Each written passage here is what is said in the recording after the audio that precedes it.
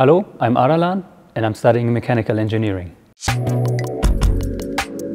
At the beginning of the study, you sometimes wonder, why am I doing a lecture and a laboratory as well? But as you proceed, you start to realize that the content of the lecture is exactly what you do practice in the laboratories. So it fits together to make the technical content more concrete. Well, the degree program is really demanding. You should consider beforehand whether you can learn well and whether you want to learn. But if you are prepared to do so, it's worth it. The groups are pretty small. It sometimes feels like in school. We know each other and we do have fun with each other.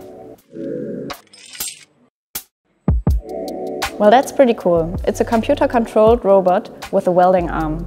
The robot itself, it's been modified by the student, so it's no longer grabs and moves things, but now it welds.